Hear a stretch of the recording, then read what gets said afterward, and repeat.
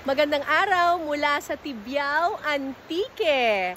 Kilala ang Antique sa muscovado sugar. At nung unang panahon, niluluto nila yung muscovado sugar sa mga malalaking kawa. Yung katas ng tubo ay nilalagay nila sa mga malalaking kawa tulad nito hanggang sa maging purong-purong muscovado sugar ito.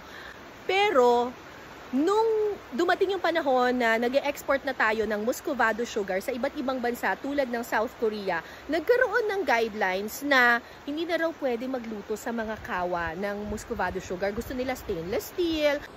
Kaya ang nangyari, naiwang nakatiwangwang yung mga kawang ito. Ang ginawa nila, imbis na muscovado sugar ang iluto, tao na lang daw yung iluluto. Welcome to the world famous Kawa Bath dito sa Antique.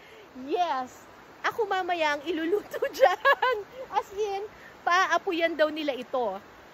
At pwede pa raw akong mamili kung gusto ko bang iluto ako sa asin, sa gatas, o kaya sa kape.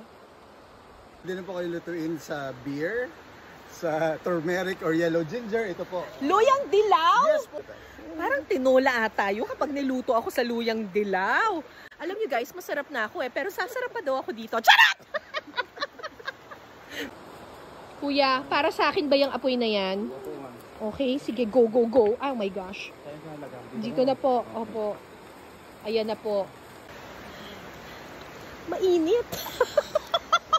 Masarap siya. Actually, hindi naman siya yung mainit na nakakapaso. Parang yung maligam-gam lang, yung parang nakaka-relax siya actually Usually, ako ang nagluluto sa Pinasarap, pero ngayon, ako ata ang iluluto! Abangan sa Pinasarap! Alagaw ata to. Parang alagaw. Ilalagay ko sa bangus